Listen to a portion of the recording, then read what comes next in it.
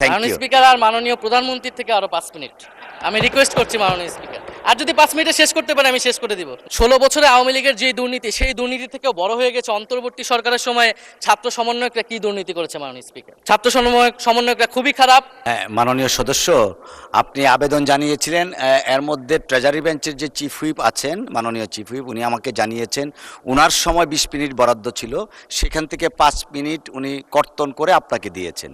তো আপনি 5 মিনিটের মধ্যে দয়া করে শেষ করবেন। থ্যাংক মাননীয় ইউ। স্পিকার আর মাননীয় প্রধানমন্ত্রীর থেকে আরো 5 মিনিট আমি রিকোয়েস্ট করছি মাননীয় স্পিকার, আর যদি 5 মিনিটে শেষ করতে পারে আমি শেষ করে দিব, কোনো সমস্যা নেই মাননীয় স্পিকার। ফলে আমরা দুর্নীতির কথা বলা হচ্ছে, 16 বছরে আওয়ামী লীগের যে দুর্নীতি, সেই দুর্নীতি থেকেও বড় হয়ে গেছে অন্তর্বর্তী সরকারের সময় ছাত্র সমন্বয়করা কি দুর্নীতি করেছে মাননীয় স্পিকার। ছাত্র সমন্বয়করা খুবই খারাপ। তারা মন্ত্রণালয়ে ঘুরেছে, দুর্নীতি করেছে, কিংস পার্টি করেছে।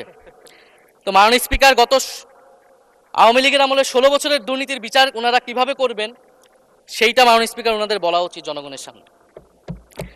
এবং আরও ভালো হয় যদি 2001 থেকে 6 সাল পর্যন্ত মাননীয় স্পিকার যে দুর্নীতির অভিযোগগুলো এসেছিল সেটারও একটা স্বচ্ছ তদন্ত মাননীয় স্পিকারের বর্তমান সরকার করে।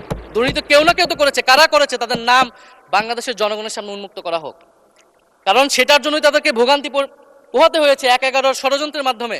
বর্তমান প্রধানমন্ত্রী, তাকেও কিন্তু দুর্নীতির মিথ্যা অভিযোগ দিয়ে মাননীয় স্পিকার তার বিরুদ্ধে মামলা করা হয়েছিল।